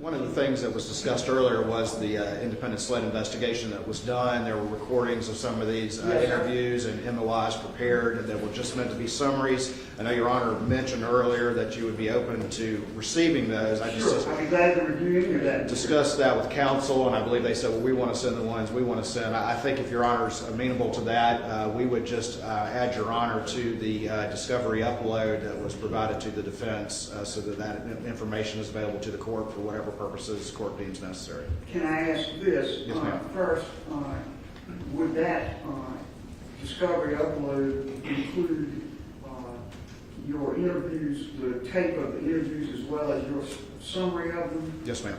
All right. I will ask you to let my clerk, Eva Diaz, talk with you afterwards about how to send me something of that volume. Sure. Our court IT has a lot of barriers in our system to us receiving even conventional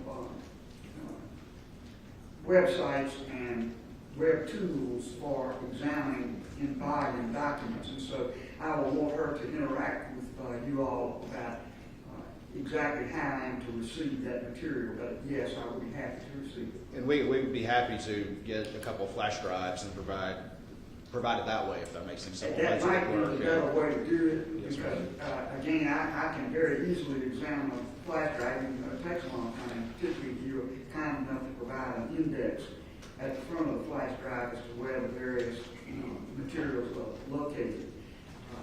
That might be better than using one of these web document sources, since so many of them are excluded from our system. All right. Well, we'll prepare one and have a copy for you, Your Honor, and then for Ms. Diaz, the clerk, as well. That'd be good. Thank you.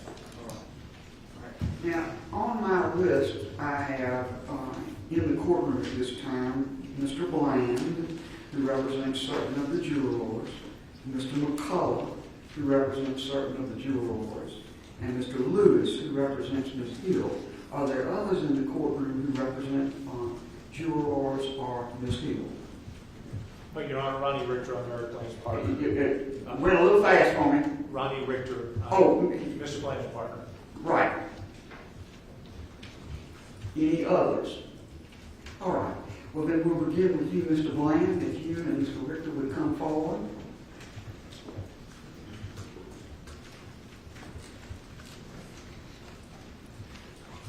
May it please the court, Your Honor.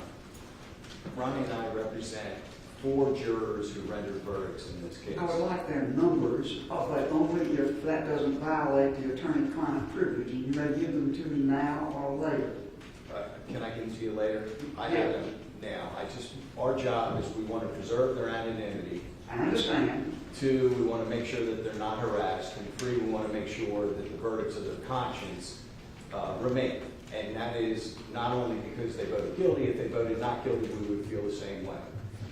After hearing what Your Honor has established by the way of procedures, we're very comfortable with what you have established to protect their anonymity and that they're not harassed.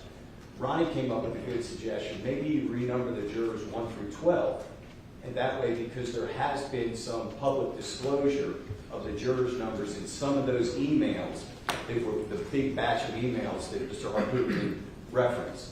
So maybe we cross-reference with the chart 1 through 12 in the juror numbers. But as far as the questioning goes, there's no need for us to be part of this. You're going to make the questions. You indicated that you're going to preserve their anonymity, that they can't be photographed, they can't be on videotape, and that's about all we have to add. Yeah, Your Honor, I would amplify that I certainly respect and appreciate the significance of the issues that are before you. And I respect your decision that you're going to make this public. I would have asked you to make the jury portion closed courtroom. And Your Honor, only for this reason. That I don't know what the jurors are going to say, I don't know what you're going to rule, but let's just say in a hypothetical setting that because juror number 9 said something that you believe deprived Mr. Murdaugh of his right to a fair trial, you're going to grant a fair trial, a new trial. I would hate for there to be any mechanism for somebody to backtrace to who was juror number 9. Because I know the public has very firm opinions about this matter, and I wouldn't want that person to be subject to any kind of public scrutiny. So I would have asked of you that for the juror portion that we do closed courtroom, that the press would be present, that their likeness, both voice and face, be muddled, just as an additional safeguard. But I certainly appreciate what the safeguards you have put in place. I respect your ruling. I just throw that out for consideration. And on a broader perspective, I know that you've had this experience as well, Your Honor. It's becoming more and more difficult in this state to see the jury. And I can't think of anything more injurious to jury service on a broader perspective than to see, jurors who've given up 6 weeks of their lives being pulled back in for a process like this, as necessary as it is. So I worry that the process be handled as gingerly as possible, so as not to further prejudice our ability to get juries going forward. Thank you, sir. What I will do is this. I think your suggestion of renumbering is a good one. It's something that my clerk and I had talked about between the two of us as well. In every proceeding I've ever seen where a juror was questioned, in every case I've read where jurors were questioned because of allegations either during trial or post-trial that they had been tampered with, those proceedings have been in open court. And I don't feel it would be appropriate for me to have some kind of in-camera proceeding, even if it included the attorneys that would have to, and even if it included members of the press but not the general public. I don't think that is in keeping with the public nature of trials in this state and the public nature of court proceedings. However, I think we could make some protective arrangements for when they testify and the ability to be dismissed after they testify that would protect them from being settled upon to the best extent possible. So that is the way I will handle it, and I hope all things on balance that is protected as you think it needs to be. We trust you, Your Honor. Thank you. All right. Your Honor, on behalf of our clients, we will accept their service of the subpoena so that they don't have to be served. Well, that's great, and of course you don't represent all of them. No, our four. You're for, but that's great, and it may very well be that these parties are going to be able to work out something with respect to some of the rest of them. I don't know, but I appreciate that on behalf of what you represent. Do you want me to come up and tell you our juror numbers, or you want me to wait? No, sir. You can. I don't need that at this moment. Okay. Thank you. Thank you, Judge. Yes, sir.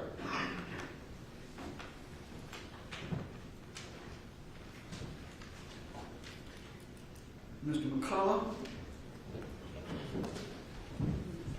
Honor, would you like me here or there?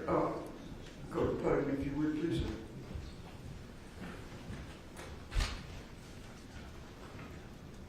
Your Honor, I believe by some of your rulings today, they've satisfied several of the things I was going to mention. One, Your Honor, was, of course, How many jurors do you represent? I'm sorry, Your Honor, I represent number 785 and 630. One is was a deliberating juror, I suppose we call her, and the other was the removed juror. Right.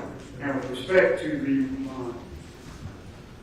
replaced juror, I think my ruling about the end of any testimony from that juror satisfies any requirements you've made. I rule that I will not hear testimony from that juror, alternate juror at the present time. Now, Mr. Harpootlian is going to submit additional information. As regards your client, I'd ask him to submit that information to you as well. And then I'll see if there's any revision of the position I take about that. You also represent one sitting juror, so you may continue. Your Honor, the other juror was not alternate. She was an actual seated juror. That's right, the sitting juror. Who was removed at the end of the trial. Oh. Prior to deliberations. Whoops. I need Mr. McCullough to speak up, please. You need to speak up some, Mr. McCullough. I don't get that much, Your Honor. Yes, sir. Your Honor, if you'll indulge me just a moment, I think much of what you've said today bears on a quote that I'm taking from the response of the state, which was filed and is part of your record, and my letter of November 10th responding to that filing is also a part of your record. But, the state said that jury duty is this cornerstone civic duty. Needless exposure to the jurors to litigative stress and impeachment by zealous attorneys in a case especially of this public exposure can only serve to discourage citizens from willingly participating in this civic duty. Your Honor, I'm delighted with your ruling that you'll be asking questions. I've been subject to your interrogative skills in my appearances before the Supreme Court. So I'm pleased with that, and I checked that off the list. I would like, Your Honor, for you to take judicial notice that there have been excessive public comments by, and I have to say, Your Honor, in my letter of November 10th, I took Mr. Waters, who signed the letter, to task for labeling one of my clients, one of these jurors, as dishonest. I think I wasn't pleased with that. I think that discourages civic participation. I would ask the court to admonish the litigants, the attorneys. Mr. McCullough, let me stop you there. I am not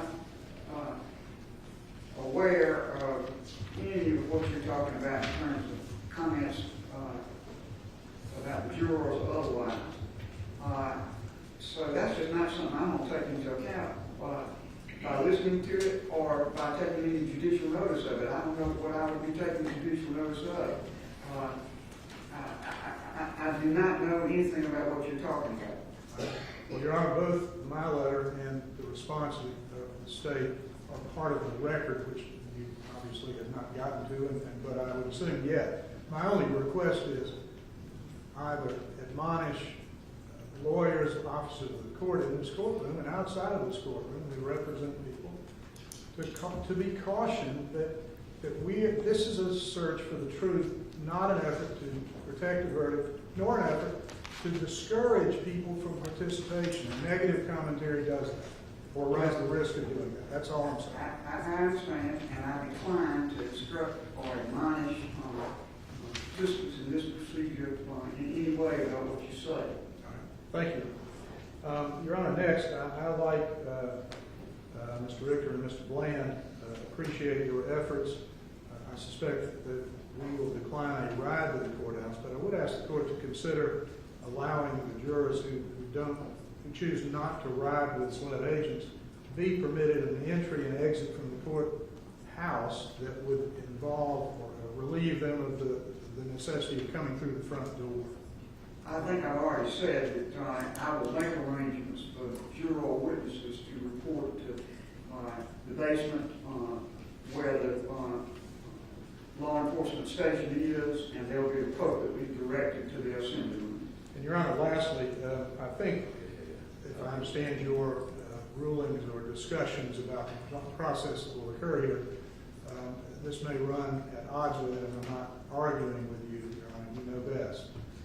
I am of the belief that this litigative stress that I earlier referenced could be avoided, and the public and the media not denied their opportunity to gain access and knowledge of the proceedings by not exposing these jurors to a crowded gallery, a full gallery of press, by allowing its recording through, I understand, Court TV will be the pool camera. That is to say that I have actually, in my history, participated in proceedings that involved the questioning of jurors, which was done in camera. So I don't think it's without any precedent, but I would obviously respect your ruling, but I would ask you to consider or reconsider that no damage would be done to the right of the public to know and participate in the proceedings, but you can accomplish the same thing by allowing the pool camera and avoid the distraction and the imposition of that on these jurors. And I hear what you're saying, and I'm not inclined to change the ruling I've made at the present time, but I'll keep an open mind about it as we make pre-trial preparations for the hearing. At the present time, the jurors will be examined in the courtroom, as I have indicated, with appropriate identity protection. thank you, Your Honor. And subject to your rulings, I will have both of my clients available for these parties as they might be needed, subject to your subsequent rulings. Thank you. Thank you. Your Honor, do you expect all jurors to be present for all 3 days? So, let me make it very clear that I expect the jurors will be the first witnesses to be called in these proceedings. And the jurors will testify, and then they would be dismissed. They would not be required to stay for the rest of the proceedings at all. So that is very much a part of my thought about what it takes to protect their identities. They would be protected as best I can, and the ability of others to come and beset them with questions as they leave would be protected. So, Do you expect that you could get through all 12 in one day, or should I tell them, because a couple have to take off for work? yes, I do. Okay, thank you. All right. And Mr. Lewis.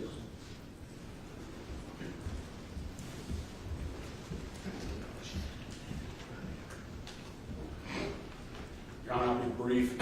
In light of your rulings, I don't think you need much from me. The only thing that I'll add is I'll have Ms. Hill available for here as the parties need them, and happy to accept service to alleviate one issue for this court.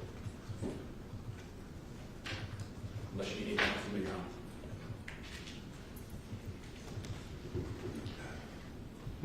All right. Thank you for that. And before you leave the podium, let me just consult with the lawyers. I'm not going to ask them to examine you. That wouldn't be fair at all. But I'm going to ask them if there's anything else I need to inquire of before I let you go. But as I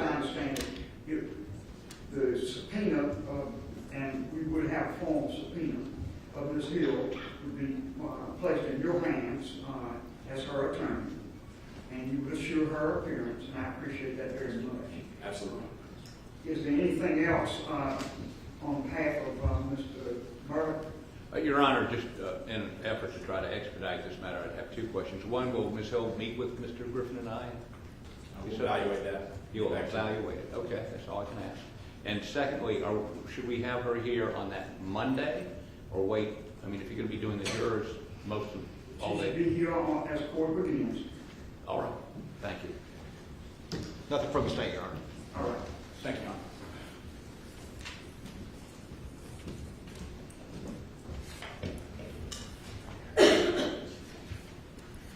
I'll go over my checklist one more time, but I think I've covered everything I want to cover. I'll come to each of you in a moment.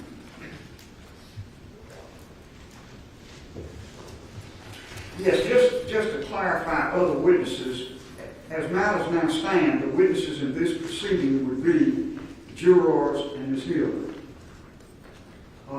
So I want to be sure that we're all understanding exactly what's going on in that regard.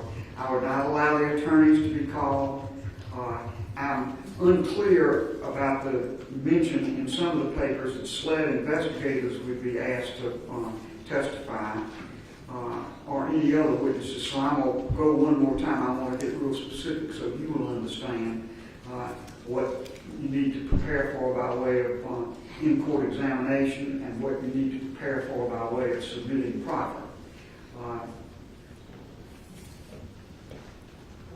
All right. First of all, for the defendant. Police Court, Your Honor, just a couple of issues. One, we don't know who we're going to call to impeach Ms. Hill, because we don't know what she's going to say. So it's difficult for us. I mean, once she testifies, at that point we say we'd like to call so and so and so and so and such and such and such and such. Number one. Or maybe no one. I mean, she may concede every issue we have. For instance, she did tell, according to the state, she did tell one of her assistants, one of the people helping her, I hope he's found guilty because it'll help book sales. Now, I hope that's the last time you're going to repeat that until I ask for it again, Mr. Harpootman. I've told you that I can't imagine a situation in which I would go that far. A statement like that, and she may well have said it, if it goes to anything I'm asked to consider, it would be to her credibility. And I'll evaluate whether I think that's even proper to ask, but let's move on from that. But there are other questions concerning her credibility. Yes, sir. 404 motive. If she did this, it is a crime. And so, the questions of why she would have done this extraordinary act, and we can argue this at another time, but in terms of me, the reason I mention it is for us to proffer those people now, not knowing what she may admit. That question may get asked, she may admit it. There's no witness that needs to be called. So it's difficult for me to game this out. I don't think I've ever been asked to list witnesses I would call to impeach somebody if they lie under oath. I've never heard of such a thing, but I will attempt to do the witnesses we would call prior to Ms. Hill's testimony. That's all I think I can do, if that makes sense. It doesn't make complete sense to me because this is not the trial of Ms. Hill. And issues about motive and so forth and the possible commission of crimes are not what this inquiry is about. It is about her contact, if any, with the juror and what she said. So I will be treading very carefully with a good deal of what you say about what you might or might not ask. But I am going to ask all the parties to be pretty specific with me about what I should be asking the jurors, and I can make a decision in advance as to what I am going to do about that, and what is going to be at least least by a general topic, pursued with witnesses. Yes, Your And the Honor. reason I do that is because it gives me the opportunity to then consider what rulings I would make and move the proceedings along in an orderly way. Well, Your Honor, maybe premature for me to note this for the record, but we would accept your ruling on that. All right. Okay. Secondly, Mr. Murdaugh has been unable to review any of the discovered material in this case because of the confidentiality order prohibits us to distribute to him while he's in jail. We don't have time in the next less than 2 weeks to go sit down with him and review everything. Would Your Honor allow him to have them? And the materials are not as to the evidence in the underlying case, it's as to juror issues. And while he is no longer a lawyer, he was a lawyer at one point and can evaluate this and be of assistance to us if he has an opportunity to review that material.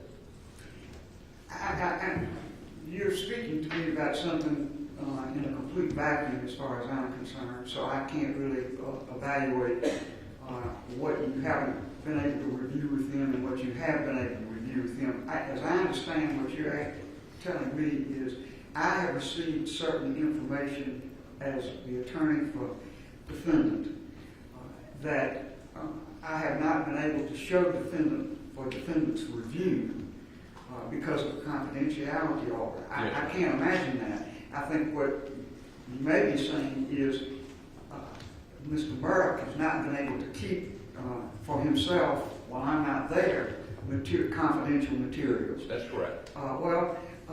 That is something common to many folks who are under incarceration and are limited in the kind of materials that they can receive and keep in their possession when they're not with their lawyer.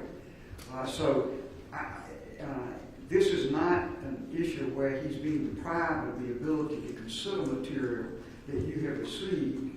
This is a question of whether he can have that material in his possession when you are not there or your representatives are not there and study upon it or so forth. I can't control what the limitations of the Department of Corrections are, nor can I control what limitations may have been put on confidential material because of the fear that it would fall into other hands. So I'm not going to rule in the abstract on things. I would have to have something that's pretty specific, but I can tell you this. I would certainly not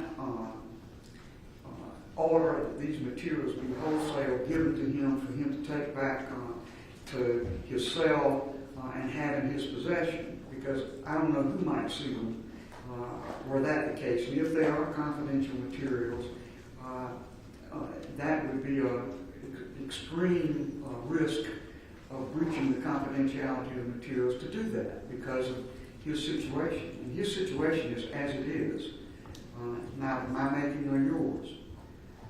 Your Honor, I would only note for the record this. Much of the material we've received has been within the last 2 weeks. This hearing is scheduled for 2 weeks from yesterday. Yes, sir. And you've given us more stuff we have to do between now and that hearing. There's nobody to go sit with him at the jail, and his time is limited as to when those people can visit. So without him being able to review this material, I don't believe we can be effective, and we would be ineffective in representing him. Well, I understand that those are wise statements for an attorney to make to preserve your position on the record. It doesn't change my view of how we should proceed in this matter at all. I think you will be able to, if there are deficits in what you have been able to do with your client, you will place those contentions on the record, and the appellate courts of the state will have an adequate chance to review them. Well, Your Honor, would you consider continuing the hearing on the 29th to allow us to meet with the client and effectively review these materials? No, sir. Okay. Thank you. We respectfully accept your ruling. I understand. Thank you. Mr. Waters? I don't have much to address, Your Honor. The initial question that Your Honor asked was about SLED agents being listed on the potential witnesses. And, you know, again, Your Honor, when these allegations were first raised, we instructed SLED to do an independent investigation, good, bad, or ugly. And only because of the results of that investigation, or is the reason why we're standing here and litigating these issues before Your Honor. Ultimately, the only way that SLED agents could potentially be testifying, and again, when we filed our response, we didn't know exactly the parameters of the corporate rule. The only way, though, that I could see them potentially testifying is in the event that there is an accepted witness by Your Honor, that there was some sort of prior inconsistent statement under Rule 613 or some other permissible inquiry. But I think Your Honor's rulings as to the nature of the inquiry we're going to conduct would probably remove or make very unlikely that need. All right. Anything further? Nothing from the state, Your Honor.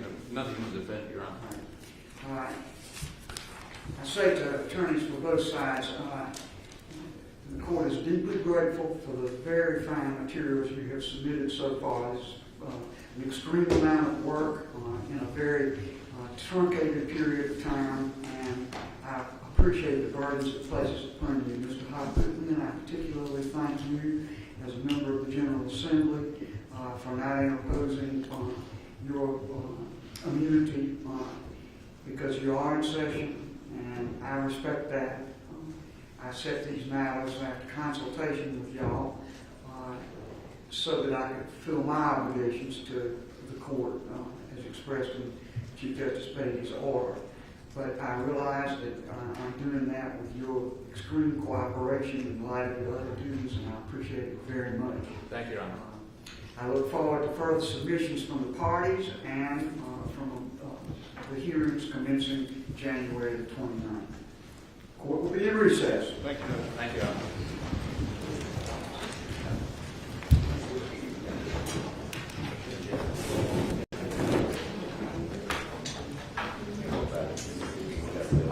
Parties, I asked Ms. Harris before these matters commenced to please expedite, even if it's in a rough form and not in a perfect form, the court would like to produce their transcripts. I asked her to produce a rough copy of the transcript just as soon as she possibly could for both sides. I hope you all will consider, without me having to order, sharing the expense of this production, this early production of the rough copy of this matter. She will be in touch with you, and you may be in touch with her with regard to the rough transcript of these proceedings. We'll be in recess. Thank you, Your Honor.